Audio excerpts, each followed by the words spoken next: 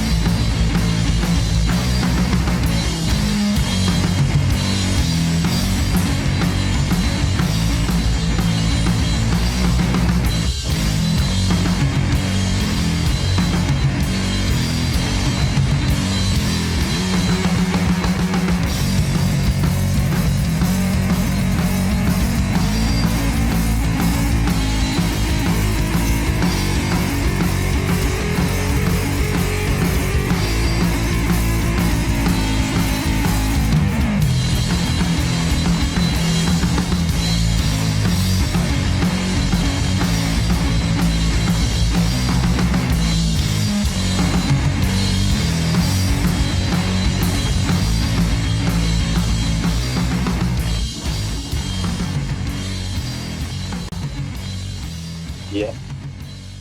Once you start to stoop and start to hide here and there, you kind of startle them too. You know, that's what I have done. I kind of start going from tree to tree, all of that, and then all of a sudden you hear through the trees away from me. And then I'll be looking around, be like, oh, there was one right there looking back at me. Or if I see one, then I try to go in the bush and sit from there. Oh man, we'd be trying to strategize on both sides.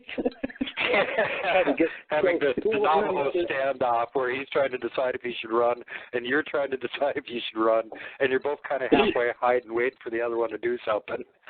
Yeah, that's how it is. So it's funny sometimes when you scare them. But when I was a teenager, it was like it would open the door on me, and here I was sitting right by the door to the room, and it would open the door on me 6 inches, 6 to 8 inches, I would say, and I would look up, and I'd be on a regular chair, these kitchen chairs, watching a 6-inch TV. Sitting close, and the 6-inch TV didn't have a long cord to the outlet, so it had to stay right by the door. And that was the only outlet that we had. And I would sit right there and watch TV.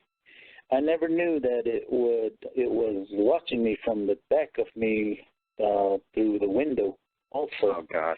Probably watching the same shows you were watching. Yeah, Star Trek. And I would be watching Star Trek, back then. I'm talking about maybe the early 80s. Star Trek was still on. And I'd be sitting out there, it would come on somewhere around 11 o'clock or something like that. And I'd be sitting away in here. The door would just open up. Usually you shake the doorknob. I bet you it went in so many times that, the doorknobs that we had been broken by them, but we didn't care, we were just all boys and our dad also. So the doorknob would always be messed up, and it would open it real good, real softly too, and then it would creak the door open. All you would see is eyes from on top, on top of the ceiling, more or less. That's the way that I seen it. And it would happen to that. I thought that it was some kind of like I said, a drunk guy or something like that opening the door. Right. I was ready to fight and all of that. But that one incident, when the dog came in, and that was an addition to that bedroom that the boys would sleep. And here, when the door opened up, I guess that dog came in after it. And then while it was looking at it, the dog just bit into its leg or something like that. Whoa. And there was a fight for survival in there, that addition. And it really scared the hell out of me, I remember jumping up and taking a jump back, because what happened was when the dog jumped on him, it almost ran in. Then it had to catch itself because the light was still on inside. And so the only thing I seen was the big arm, or not the big arm, the long arm coming in with the door and then closing shut. And I was like, whoa, what the hell, Yeah, so, what was that? What was that? And so I jiggled the doorknob first, and all that commotion was going on in there, And one thought, I was thinking, I better save the guy that got attacked by the dog, because they don't want to get my dog to take my dog to the dog pound. And also, what is that? Those two things I was thinking. And when I opened the door, the thing made, I just seen the back of it just go out the door. So I figured that it was a thief then. And I jumped out, kind of ran out, but then it was on all fours through the dim light. I seen it on all fours going towards the what we call the wash, where it's like a big wide arroyo. Yeah. And here it was going that way. All of a sudden, a whole bunch of dogs from all the neighborhood dogs, they all started running in and attacking it. It didn't even stand up to jump or anything. It just and went over the little small cliff that was there. Huh. And so... Well, that's not some ordinary thief when he takes off on all fours. Yeah. It's a funny-looking dog. Yeah, funny-looking dog, too. It looked like a human going out the door, and now it's running like a dog. What the hell is that? Yeah. I'm surprised you didn't decide that it was a skinwalker or something, considering all the legends you got around there. Yeah. Yeah. People would say that, like the last show you had with Brenda, her husband said, are you sure it wasn't a skinwalker? That's what people think out here a lot, is that they'd rather have an encounter with a skinwalker than a Bigfoot. Yeah, they're more ready to believe it could be a skinwalker than it could be a Bigfoot. And like I was saying, you know, like pretty much anywhere else off the res, it would be like, well, you sure it wasn't a bear, honey? Not like, you sure it wasn't a skinwalker? No, that would not happen off the res. You wouldn't get that question. Yeah. You wouldn't get that, yeah. That was funny when she said that. I was like, oh my God, I wasn't expecting that. She busted me up, man. That was funny as hell. Brenda's awesome. Yeah, and then, that's what people do think out here. And, you know, considering the dog man are being around also, there's a lot more dog men than you guys. That's what I found out, too. And you're not the only one that's told me that. I've heard that from a bunch of people down on that side of the country, that the big problem seems to be the skinwalkers and the doggies, not the Bigfoot. Yeah, because the two kind of look similar to each other. Mm-hmm. And the Huffteen is totally different. That one looks like man, you know, more mannish. Yeah. Than the other two. They're more wolf. That's the reason why, you know, when they start to say they kind of like saying a skinwalker or something like that, then it will turn out to be like a dog man. Mm-hmm. You know, it's, I mean... Yeah, and which one would you rather run into? Just curious here, but if you had your choice of which one to run into, which would you rather run into? No, you don't want to run into either one. Yeah, but I would, you know, if I had to make that decision, I'd probably say I would rather run into the dog man than the skinwalker, because the skinwalker's, you know, that's the boogeyman of the century. Right. That's 100% connected to black magic. That's a supernatural monster. Yeah, it's, you know, they you know, if you watch the movie Pumpkinhead, you know how that old woman conjured up that monster. Mm-hmm. It kind of works the same way, the skinwalker. And the skinwalker's not really physical. That's the thing. And so the dog man, on the other hand, you know, you flash a light on it, you can see the whole body. Right. All you see on the other side is eyes or a shape, and that's it.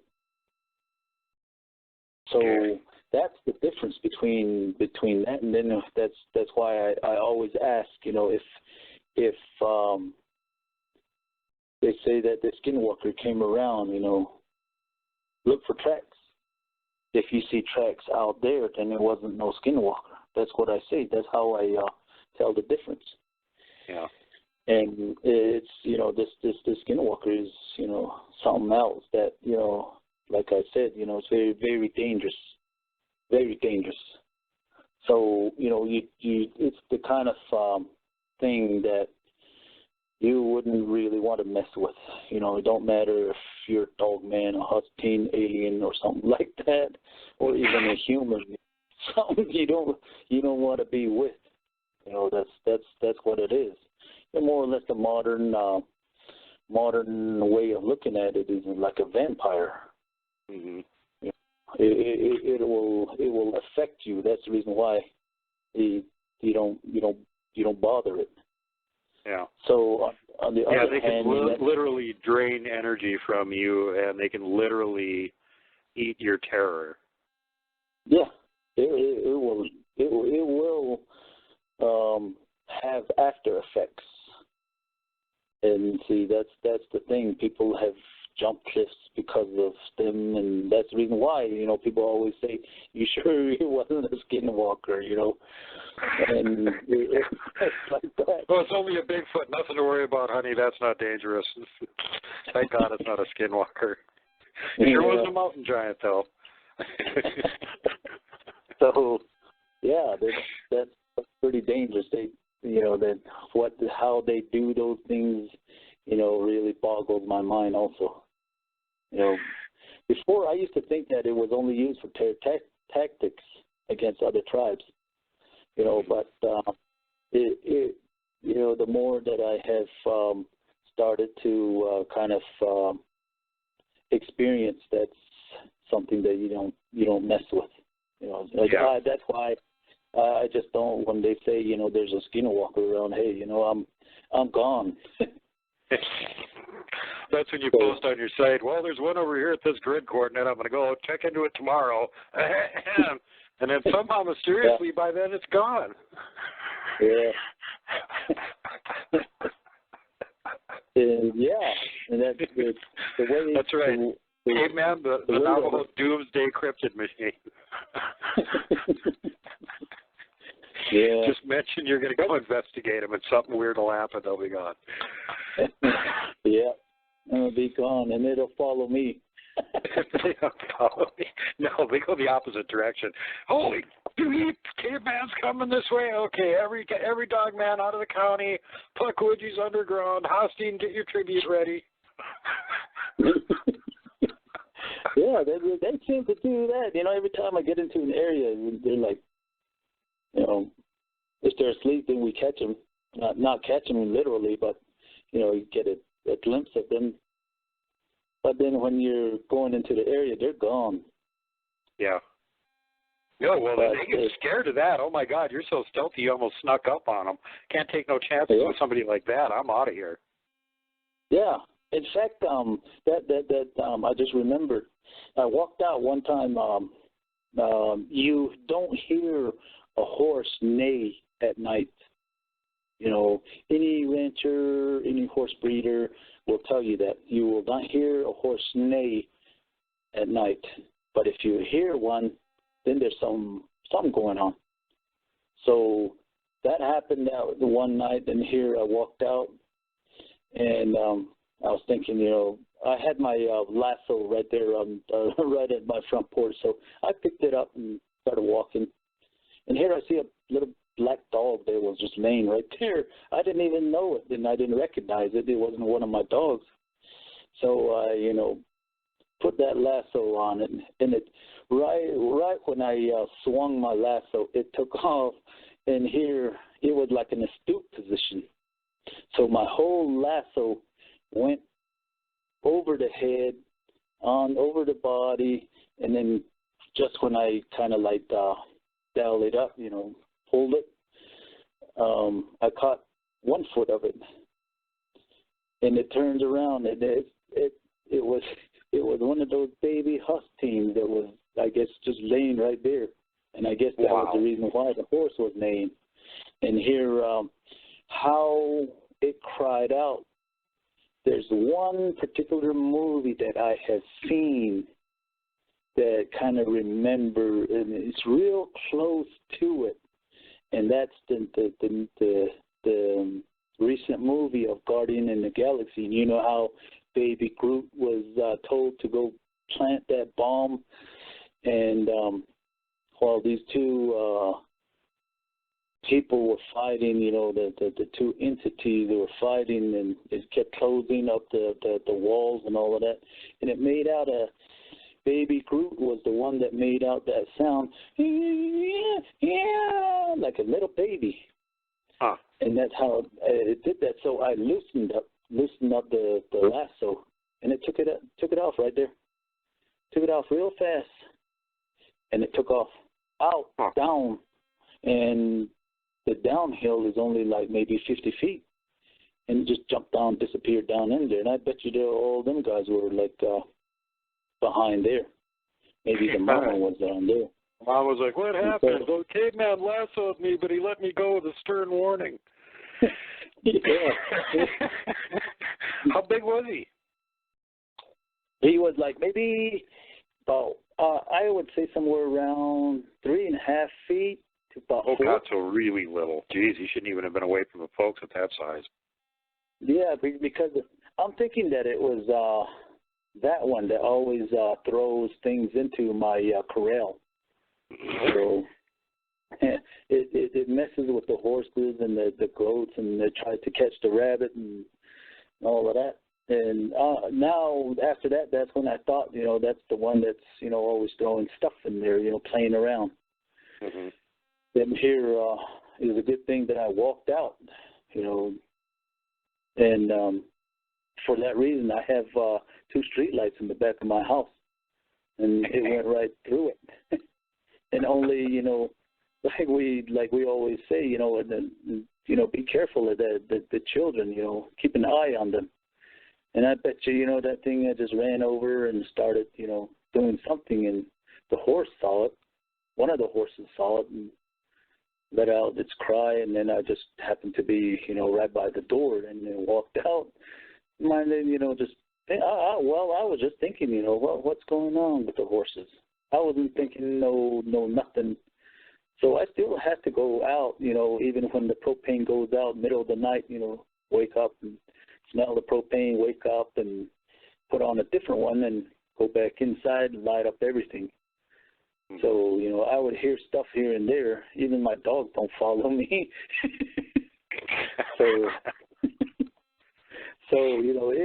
It's like that. I had to go out there, and if I hear something, then I look that way, and then it kind of, growl, or kind of draw it out, kind of make it sound like a growl. And that's how I do it over here. And if I see them, encounter them way out there, when I say that, then that's when they kind of back off too. It's what I call human growl, when you kind of like draw out the hay, in a low voice. Yeah. So that's what I do, and it's just it works for me. I don't know if it'll work for people down in Texas if Bear was to say, and then something pounces on him. Hey, it didn't work on that side. Well, you never know until you try, but that's how we learn things, by getting this kind of information and then trying to check it out. And speaking of information, I was talking to Taylor here recently, and he was talking about the old gentleman on the property where he's interacting with the troop right now that had subsequently died like 5 years ago. But at one point, the big female Dolly picked him up and cradled him like a baby and scared the you-know-what out of him, literally. And she gave him the stinky face and put him back down again, like, ooh, stinky baby just did its diapers. Anyway, he was so fascinated about this story, and then he heard the one about you and your cousin tying yourselves together and having the one pick up your cousin, and apparently do it a bunch of times until you used the rope trick on him and caught him doing it. And he was curious how old it was. And I said, well, it was dark, and I'm not sure that he could see the face well enough to see that kind of detail on it, but I figured I'd go ahead and ask you anyway, because he already has noticed that they have faces, kind of like a human does when they get older. They have more wrinkles and stuff, and you can kind of tell how old they are by looking at their face in a way. Yeah. So. Yeah. It wasn't a juvenile, but I'd say it was maybe in a human term, it probably somewhere around the 30s and 40s. Oh, okay. So you figured he was full grown then, for sure. Yeah, he was. And the little thing, wow. its little tail hanging down.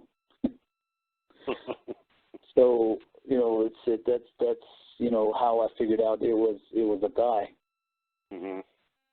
At first, I kept thinking about it, and I was thinking, yeah, I did see all of that. Because I was looking at it, and it was just sitting there cradling my cousin. I didn't know what it was. It was bigger than a man, bigger than my oldest brother. My oldest brother was 6'2", and it was way bigger than that. And so it was just cradling him, and my cousin at the time was probably about 5'7", 5'8", something like that.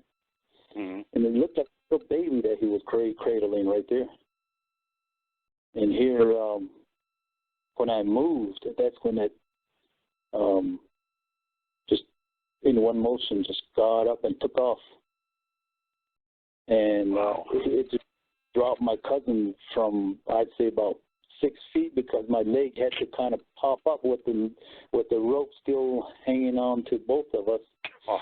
And my lip had to, there was like a, it popped up because of the strain of the rope, and it was dropped from there and pop, onto a hard surface.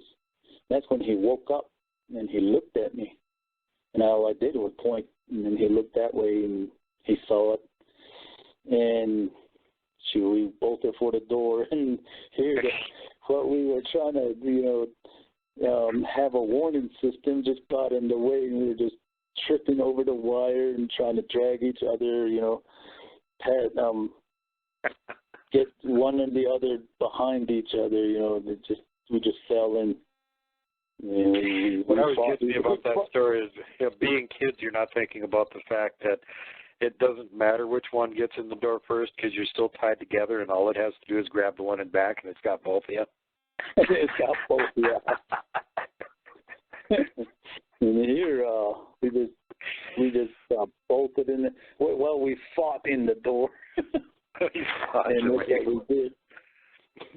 And after that, nobody believed us. Nobody believed us. Oh, you're just lying, You guys, both of you guys have imagination. And it was the two of us when we were really riding horses way out in the boonies, and we came upon these big boulders, and we were riding real fast right beside it, and all of a sudden he stops. He goes, "Hey, there's somebody standing back there." And we turned around and we tried looking, and it hid somewhere because we didn't see it anywhere else. And the horses didn't want any part of it, though. They just kind of got jittery, and they're like, "Whoa, let's continue on." Yeah. So we took off from there again. We didn't know what it was, and all of a sudden the man just has both arms spread out, holding like two boulders, and pushing two boulders aside, and that's how it stood. Because I kind of just glanced at it, but I wasn't too sure until he said it. "Hey, there's somebody standing back there." So your brain registered and went, "You're right. That did look like an outline of a person." Yeah. So we turned around. Our horses were all jumping and all of that, and we figured that was because of all the horse adrenaline going, and as we were kind of in a racing mood, and we just backed off from there and then continued on riding and things like that. We would have encounters like that. And and there was this a cove that like a little cove, like a little bay. They call this Mini Farms Lake, and it's a whole bunch of water on top of this red clay, so it makes the water red also. And anything that was white turns to red also. So anyways, we would a whole bunch of boys would be swimming in that bay area, laying on the beach, and they had a good beach too. And we would see this one guy walk up. There was like I said, like it looks like a little cove also, as to where the elevation where we came down from to get to the water, was probably about 200 feet, and a whole bunch of boulders and all of that too. But right along the edge of the water was all sandy, so it was pretty good. So we'd lay out there and then go swimming and all of that with all the boys. And here there would be this one guy that would always come up somewhere. There was a little hill that was adjacent to that cove area. Just kind of stuck out by itself. And then we would see other people stand up on top too. But there was always this guy dressed in black that always kind of like sat there or stood there away from us. And we would try to tell him, "Hey, come down here," and then people would start laughing. "Hey, don't tell him to come down here. He's going to eat all our food, the sandwiches, the bologna sandwiches that we had." So, we would just kind of eyeball him. And there was a local guy named Julius within the lake area. He lived a little close to the lake, and here we would call out his name, and this guy didn't turn around. And so it wasn't him. But of course, this Julius guy would have like a hood or something like that, and he would be wearing a vest, so it would be two-tone colors with a vest and a little sweater that he would walk around with. And we knew him the way he walked also because, you know, sometimes we used to hang out with him too.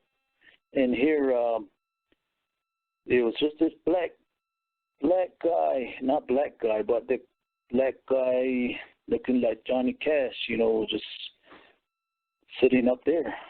And sometimes we would try to sneak up on him while majority of the guys would start swimming, and then maybe 3 or 4 guys would start sneaking off, and he would see us. And we get to the top where it was sitting, and you look around and be nobody. All we'd see is down below, like my cousin said, there's always just that funny-looking dog going away from us, you know. We never knew, you know, that would be a hot team. Yeah. But wow. it sure, you know, disguised itself. And of course, you know, we were just dumb teenagers then. And here, it would trick us like that. Every time it would take off and just run like a dog. So we just call it a funny looking dog. Maybe, you know, try to find the owner of that dog, but we tried running after it too, and then it would take off. It was real fast too. And then one of my brothers would say something like, "Oh, you know, it's running like it's hiding its face. Maybe it's ugly," you know, things like that, you know. Things like that we would say just to, you know, kind of justify what we're trying to think about. So that was one thing that we always would encounter, the guy that dressed in black that always used to sit on the hill. And of course, you know, if somebody else was up there, then it would be like a whole family or something like that. But it was just that one guy that was dressed in black. We always thought that. But when it came down, but when we seen that dog running, it would have like other parts, like lighter parts, like the skin or something like that. That's what we would see. Huh. And I bet that's the one that used to follow me around when I went running. So, you know, it stuck around. Yeah, I remember that story. That was the first show we had you on where you were talking about your warrior training, going out before sunup and running around the desert. And these things following you, running around. Yeah, exactly. Following you around in the desert in the dark while you're running around in the desert. That sounded like a little bit dangerous. Now, hey, I wanted to bring up another thing. Had previous guest Rich on here, and we were talking about the karst systems across the U.S., which are the natural cave systems, water-caused caves. But, of course, you know, any place there's been humans looking for gold and whatnot, there's tons of mine shafts and abandoned mines and all that kind of stuff, too, that these things potentially can make use of. Do you guys have any kind of indications that they're using undergrounds down there, or is that something that you haven't come across? In the mountains, they still have open uranium mine pits, and a lot of these Huskies have been, you know, seen there. You know, families of them, and that's where, you know, most of them are seen, and they believe that that's where, you know, a lot of them started to move in after all of those uranium mines have been abandoned. And that's why they say, you know, don't go by the uranium mines. And there was... not just because they're radioactive. Not just because they're radioactive. There's a boogeyman that lives on that site, you know. Radioactive Bigfoot lives there now, too. God. So if there were regular ones weren't bad enough, now you got radioactive ones, too. There's, you know, that's why I tell them, you know, I'm just sitting back at the house, you know, I'll be looking for that glowing in the dark boogeyman that's running around.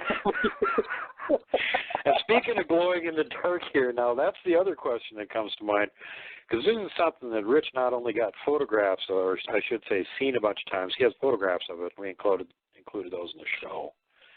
And I'm sure you've seen eyeshine. I've seen eyeshine. You know, anybody that's involved with Bigfoot for a while has probably seen eyeshine.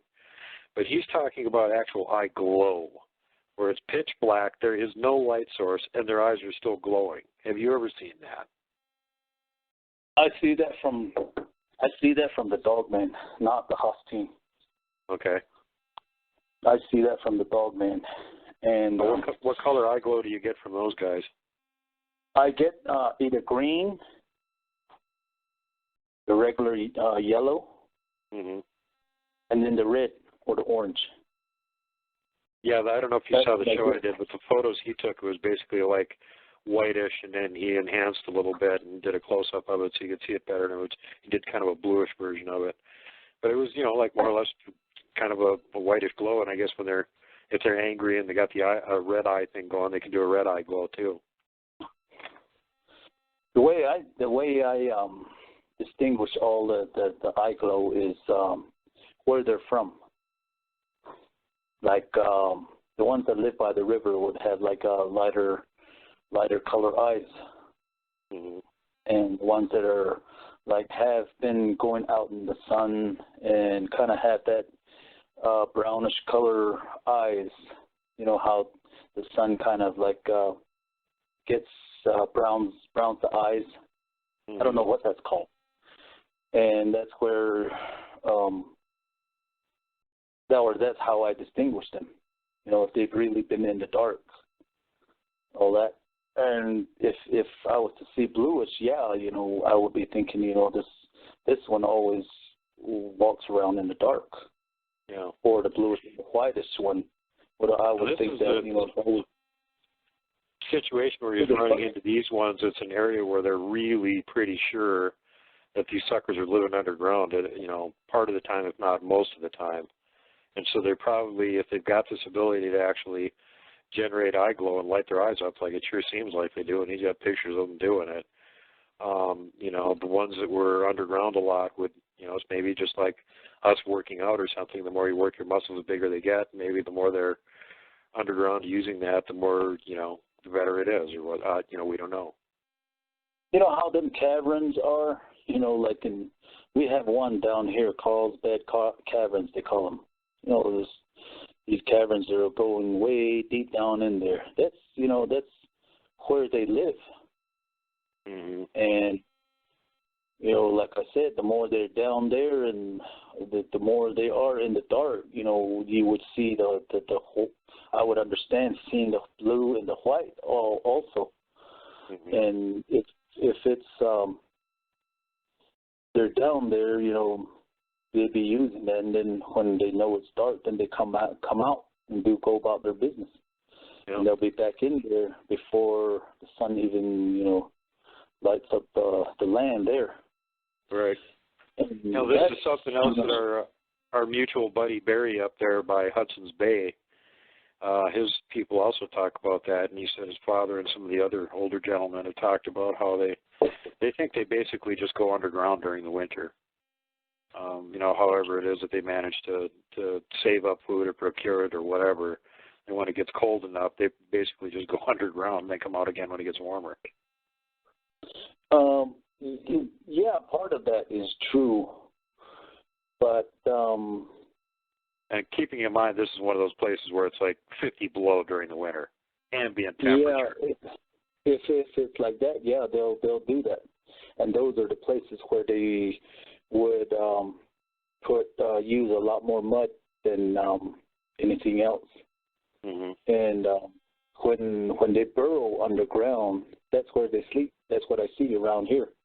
Yeah. When they burrow, just like a real big hole, that's where they sleep a lot. And if it's like the caverns, the one I'm talking about, yeah, if it gets real cold and all of that, it's still going to be warm in there. Yep. Yeah, and that's one of the beautiful things about underground. If it's 50 below outside, it doesn't matter. It's still 50 degrees inside the cave. It's 100 degrees warmer. If it's 100 degrees outside, it doesn't matter. It's still 50 degrees inside the cave. You got that constant year-round temperature in there, and that's what we're talking about. I looked at the maps, and there are underground caves, natural underground cave systems up there. So there's definitely a place they could be going underground, and the local legends say that's what they're doing. So I'm inclined to believe that various people are probably right. That's probably what they are doing during the winter. Yeah, and then you know how they're either if they're trekking from one cavern to another and they get cold, and you would kind of just see some areas that have been, you know, kind of like the dirt had been taken out and somebody had laid there, or, you know, under a rock where the space had been moved. Mm-hmm. And, you know, if for any survivalists that go around in the cold, they would what they would do is get past the snow, get past the frozen ground if they're getting cold, and dig kind of about maybe a foot or something like that. That's where the ground is going to start getting warmed up, and that's where they'll lay. You know, even though, you know, when they're wet, or especially if they're wet. And that's one thing that, you know, what we do, you know, when we start to get our foot all frozen, dig a hole and put our foot down in there, and, you know, warm it back up. That way you don't get frostbite. Yeah. But, you know, your SOL, I guess if you're way up in the Himalayas, you know, like that. You better have a cave to live in if you're going to be up there, because otherwise you're in trouble. Yeah. So, yeah, but around these mountains, all around these mountains, these survivalists, they will know, you know, the ones that trek around in the wintertime, they'll, you know, kind of like make a real, just their size of a hole, and then just sit down in there and warm back up. And let the snow just pile up on them. The snow also is, you know, insulation. Yep. To all of that too. So, you know, that's what these things do. That's why you see kind of like under a rock, you'll see, you know, dirt had been kicked out and stuff like that. Mm-hmm. That's how they sleep. That's where they sleep also. And like you said, you know, all these other caves, the ones around here, that's where they people know that they're around. All these hustings. Yeah, especially if you smell the weird dank musky smell coming out of the cave. Probably don't go in that one. Yeah. Yeah. All they say is, you know, something's dead in there. Mhm. Yeah, there's enough room for them to get in there. Yeah. That's what they say, and then people just continue on. Yeah.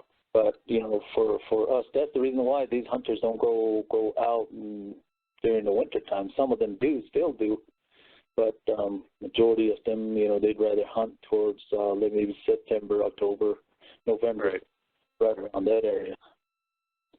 But I guess if you still have a tag or something like that, you know, and you're still really desperate to get some meat, then you go out in the wintertime.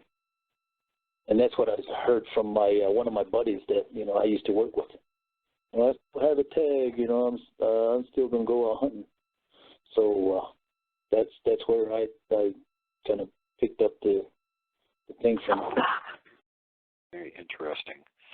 Yeah, you know, it kind of makes me worried about that sort of thing. It's kind of a conflict because they're expecting humans to be the hell out of the woods, and it's winter, and they're, you know, like sort of short on rations at that point. They're down to eating meat. That's pretty much it. And you're there killing what's left of their meat supply. They might not be too happy about that. That's, well, one of those things. I've seen that on one of the group pages that Bigfoot doesn't eat meat, and I kind of chuckled about it, and I was like, oh, you know, okay, you know. Is that vegan Bigfooters group that I keep hearing about? So, you know, I put in my 2 cents. You know, I've come upon two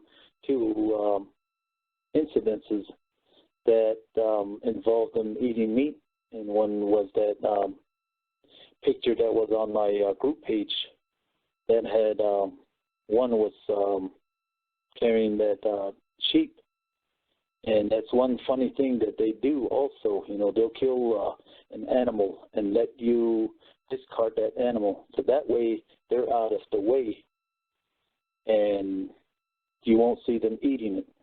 And people will just think, oh, it's coyotes. Yeah, probably coyotes here and there, mountain lion.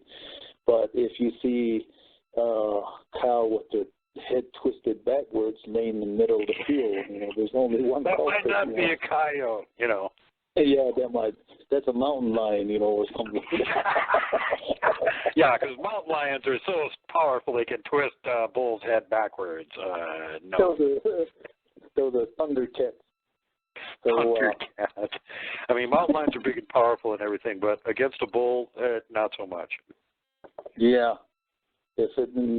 My uncle dragged it out to kind of like it was like by a well, and he drug it out there and kept the hind legs tied together and just left it there.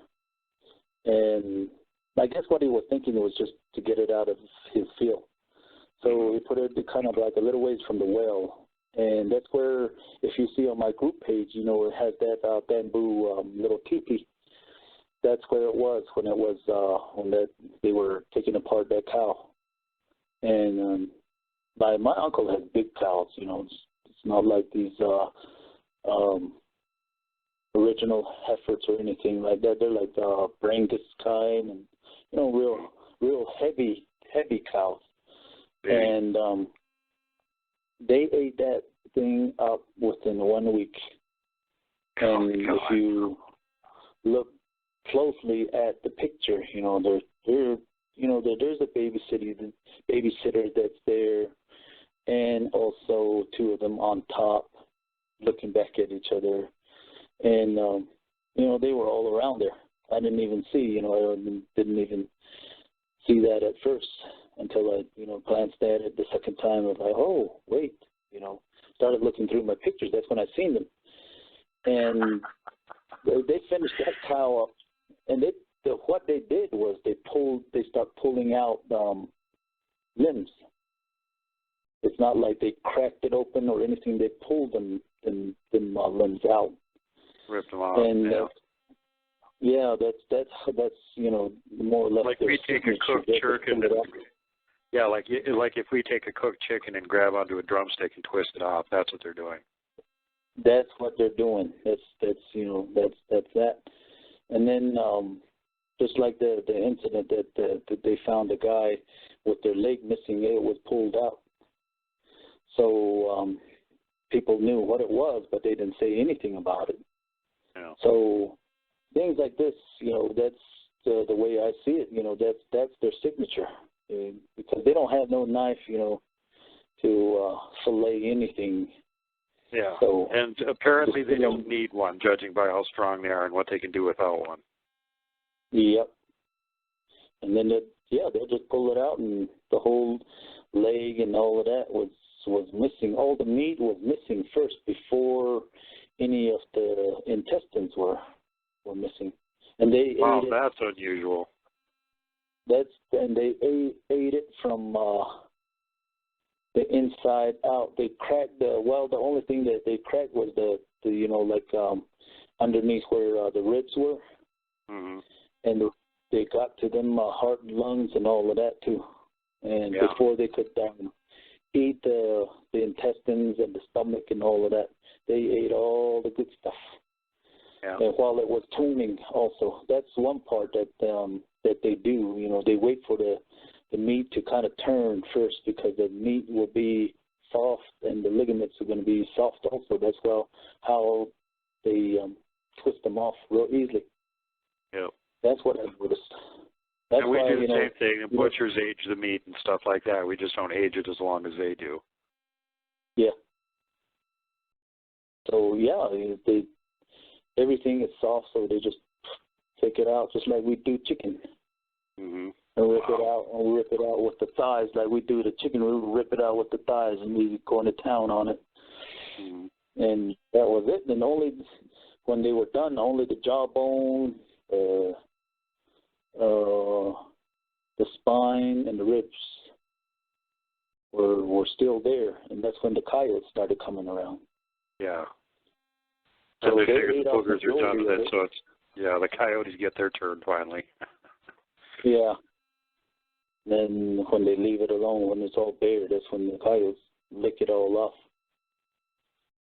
Now I don't know how much you got in the way of deer and stuff down there, but one thing that we find up here pretty commonly is dead deer, head twisted around backwards, one of the legs broken usually, and internal organs missing, and the rest of it's just left there. There's only really one animal that does that.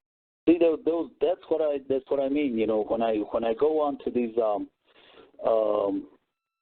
like your shows, the ones that you do, and then all the other ones, when I start listening to them, and then I come to find out, you know, there's different ways that they do things in certain areas. Mm-hmm. So, you know, I just look at them and, you know, or hear, you know, just listen in on it. And I never really used to do that. I just used to mind my own business and all of that. So I started to, you know, listen to your shows and Wes's Sasquatch Chronicles, was it? Mm-hmm. And all of that. So we you know, when I start listening to it, you know, it's like, oh, you know, these things, they do things differently up there, or, you know, sometimes it's kind of similar. Yeah. And that's it's like basically they're using the same kind of strategies, except for the only real difference is the environment they're in. Like they're going to have a different approach down there in a really hot desert where you're at than they are up in the frozen tundra where Barry's at. But they're sort of using the same kind of tools and the same kind of intelligence to go at it. They've just got slightly different ways of dealing with it. Oh, what I remembered was, let me say this. I used to have a lot of Mexican friends. Mm-hmm. And here I got to talking to a whole bunch of them during lunchtime. And how the conversation started was there was one that was saying that, you know, something always comes around and puts mud on his windshield. And that's how the conversation started.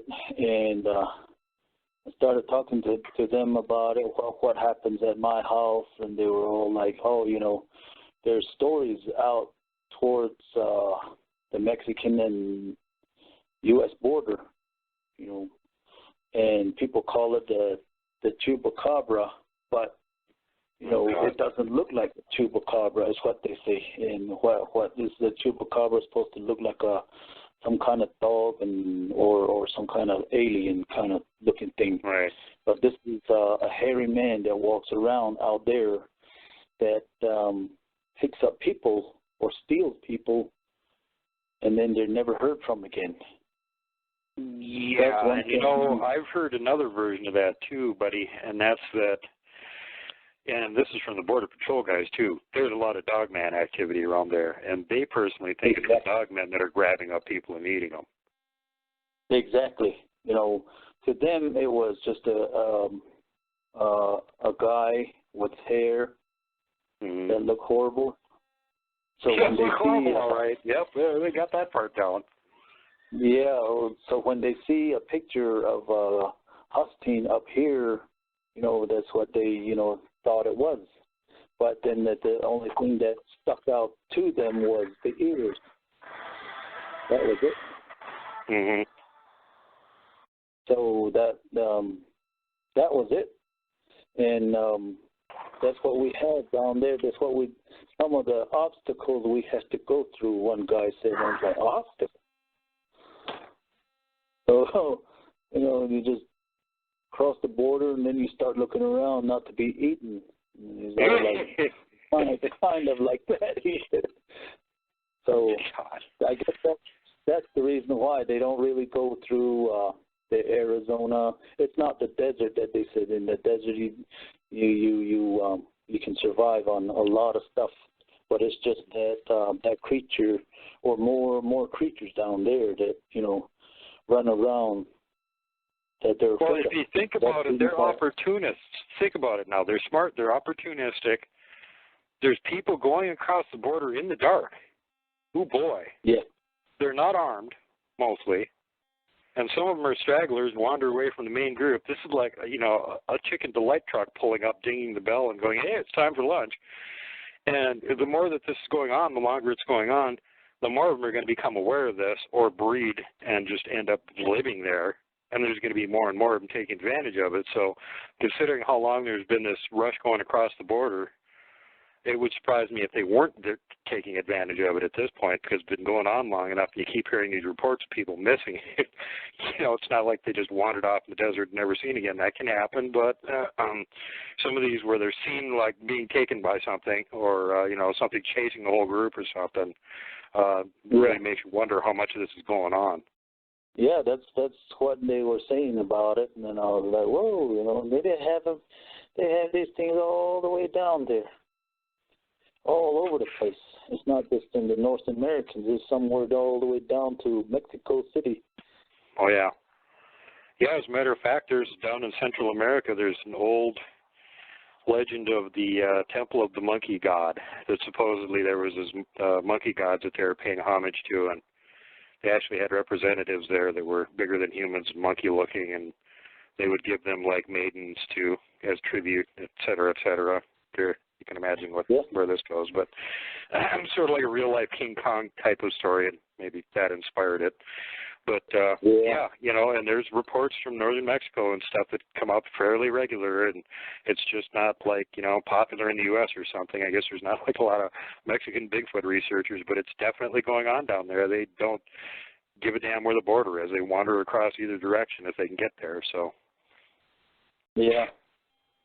Yeah, that's what they were talking about. You know, that was an obstacle also to stay away. You know, as long as you made it to the train tracks, then you were good to go.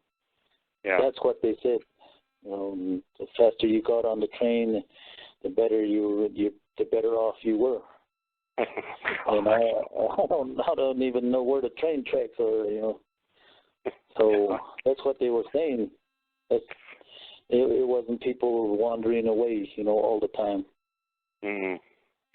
No, and there's some of that. I mean, you know, people can die from dehydration or they can get snake bit or something like that. But then you start getting these reports of people like literally being attacked or chased by these things or something. It's like, well, wait a minute.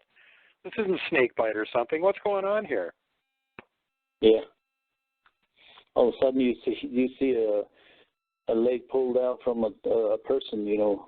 I guess that's big snake. To stay away from. That was a hell of a rattler pulled his leg off down there. Must have been what did. Well, I got to tell you, man, that's some scary stuff right there. I'm glad I don't live where there's a lot of dogman or skinwalkers or anything. That we'll just keep our mountain giants and puckwudgies and we'll be happy. Yep. It's when they start looking at you, staring, you know, having that staring standoff, you know, that's when you start to think about, you know, if I wish I had a gun, or, you know, what should I do next? Yeah. That's how we see it down here. You know, it seems like most of the people on the res have a general awareness that those critters are actually there and sort of take steps to not put themselves in a situation where it's going to be a problem. And a lot of parts of the country, people don't have any notion about that, and that's where you seem to run into problems. Yeah. That's the reason why when one starts to really come around, that's where, remember the one that I talked to you and Wes about, you know, that they take food way out there. Mm-hmm. Way out there, away from their house, and let them, you know, just stay out there rather than come into the house. They get all filled up, and they had no reason to come to the house. Right. So they won't be coming up and bothering you. The only bad thing about that is then you're sort of habituating them. It's like, okay, they're feeding me. So where's the food today? It's supposed to be here. Where's the food? Oh, now I'm really going to go cause trouble. See, that's where the thing about you know, habituating kind of goes away from leave me alone. Mm-hmm. Because the only time that it's going to be like that is when it starts yelling close to the house. Mm-hmm. And then you take the food way out past it and then put it over there. and then let it get filled up and run along the way. And it seems to work for the people that do that. You know, they take it out way out there. So if you dumping your chicken bones away in front of your house or whatever, you know, out there, you know, it's going to come to the house. Right. You know, make sure it's far away. Yeah, make sure it's far away, way out there, way past your main road that goes to your house, you know, or US 94 or whatever, you know, way past it. Then dump your whatever chicken bones you have left, and then let them stay out there rather than coming to the house. Well, it sounds like very wise advice, my friend. Most definitely. You don't want them hanging around your house all the time, unleashing your dogs, whapping on the side of your house, and little pain in the butt that they are. I don't even feed them, but then they still do that. You know, they still come up and mess with you. Yeah, they're just here to mess with me. Hey, you know, I wonder what he left out this time. You know. Mm-hmm. Well, didn't you have them coming up and raiding horse feed at some point too, before you'd stop that from happening? Yeah, that was that's how myself and Brenda Harrison, we started to know each other. And I was having this problem, and at one time there was I brought back four weight bags, you know, for the horses, and one had been eaten all, you know, and they left 3 bags, and so, you know, I got stingy, you know, and took the bags inside, and I started calling around. Who can help me? Who knows about these things? And so I called this one researcher that called himself a researcher, but then he just said that, you know, kind of more or less just said, I don't believe you. Oh, and nice. He just gassed me off there. So, but then he says, let me give you Brenda Harrison's number. So that's where I called Brenda, and then she came back, and then she's like, oh, yes, you know, that's one of the main sources that they try to go for, you know, easy food. Yep. So that's how we started to, that's how we introduced each other to ourselves, you know, and we started to know each other. And they started coming to the house. Yeah, another good example of how good-hearted Brenda is, that she'll go around and help people with stuff like that. Yeah, and here she was coming around, and it was way worse. Every night they'd be pounding on my trailer. Oh, God. And tapping on the window, trying to get in the door. You know, at one instance, you know, the one had come inside the house and already stole my potato chips and all of that. So, and yeah, when they start coming in and raiding your refrigerator, that's a problem. They need to not be doing that. Yeah, somewhere in the middle of the night. And then on top of that, you know, it felt up my wife at that time to really, we've seen it standing inside, and she mustered up just the ounce of strength she had left after looking at this thing, looking down back at her while I was asleep. And she pinched my fingernail, and I got up from, you know, being bitten like, you know, maybe like a black widow or something like that. I mean, she put some pain in me on my finger, and I just popped up from cloud 9 to wide awake. And here, that's when I seen this black thing, just move across, jump across on the corner side of the bed, run out of the room, go for the door and swung the door open real hard, just boom, boom. And I jumped out right after it, started yelling, and, I bet you I invented new nasty letters, new nasty words, like that. And so I ran after, but I heard footsteps. Boom, boom, boom, boom, boom, all the way down towards the south. Was he a big boy? That's how far it went. And that's right around that time. That's when Brenda Harris came around. And thank God. Sounds like a good time for her to show up and help. Yeah. And so she helped me along for a long time, and, come by, I would ask her to come by. Sometimes she would come by, like that. So, that's how we started to know each other. And I started telling her all my stories. These things have always been around here, and they're always like that. Oh, that reminds me. I'll be working on my vehicle, be laying under there, putting the starter back in, and something would throw pebbles at me. I'd be going inside the house mad, and then everybody would be asleep. And I'd be working on it about 11 o'clock, 12 o'clock at night. And then at times, there would be somebody that would step on my ankle real softly, and then take off. And here I thought it was my nephews playing tricks on me. So I had to crawl out of there, get my flashlight around. There'll be nobody. And we didn't have no electricity, so all of a sudden the generator would get turned off also. Be watching a movie, all of a sudden the generator would go off, and you go back outside and find out that it didn't run out of gas or anything like that. It was just turned off.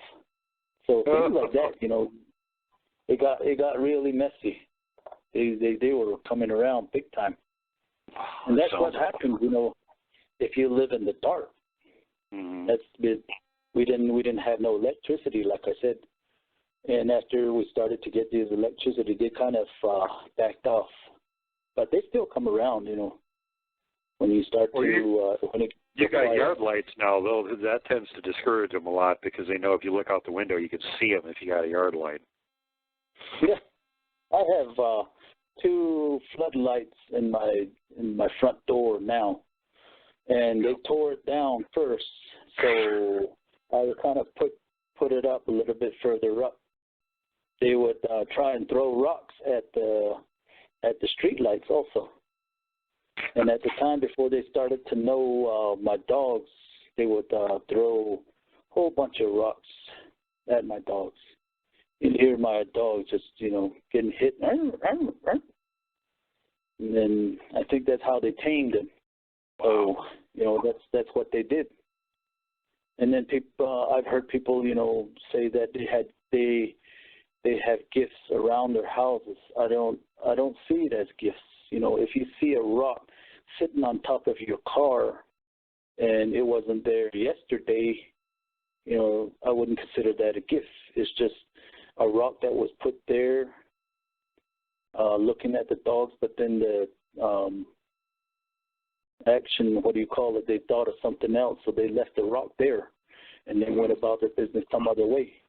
That's the way I think about it. The only thing that really still scares the shit out of me is tapping on the window. Yeah, well, no thanks. I don't want them doing that. That's a lot like shaking the tent when you're in the tent and they're shaking it wildly back and forth. And you're like, this sucks, go away. Yeah. And then that's what usually happens down here. They tap on the windows. Mm-hmm. If you just were to get mad and then just put your fist through the window, it's real easy to grab something else that's within the window. I've seen on YouTube how those people steal, just crashing, throw in a rock and then crawl in there. That's how easy it is. So if there's a house team tapping on the window, it's not going to stop it if, it wants to grab something on the inside. Yeah, if you wanted to go through the window, it would. Yeah, real that the glass is just going to break and it's going to be one big wide open invitation or entry. Mm-hmm. And he goes. That's why. But then they seem to conversate right where the bed is, right at that corner. And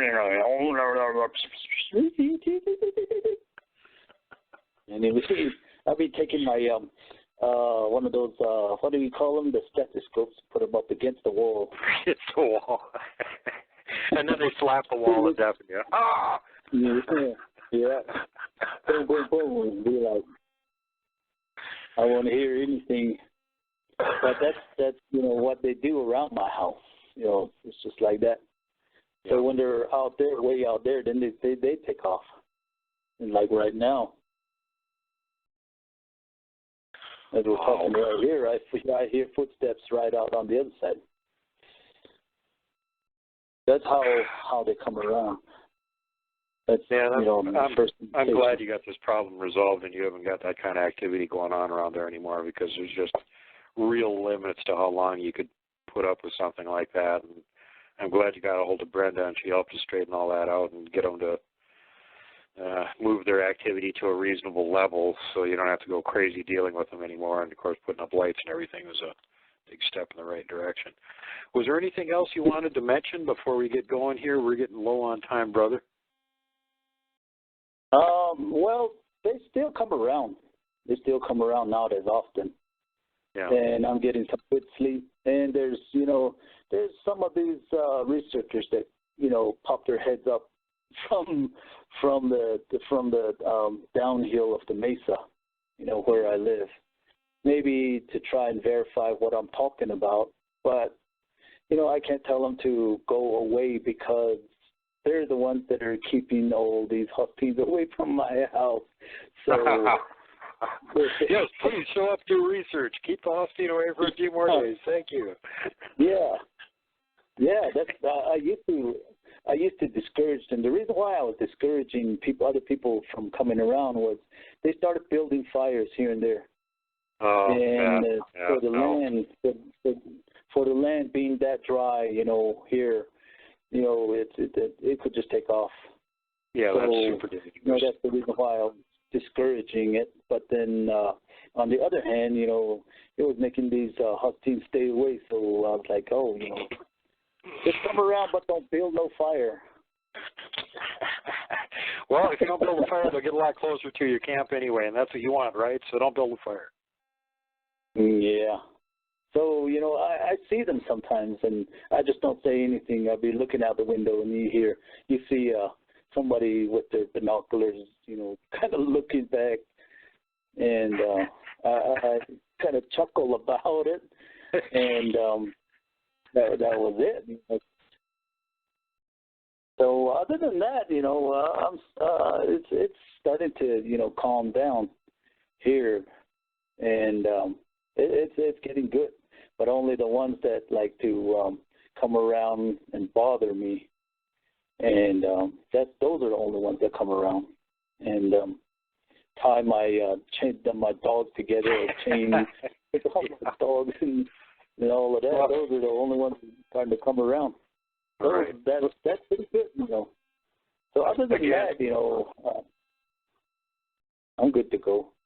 Yeah, it sounds like the activity level has dropped enough that it's actually at a survivable level at this point. They're not going to be driving you up the friggin' wall all the time with it, so that's all good news.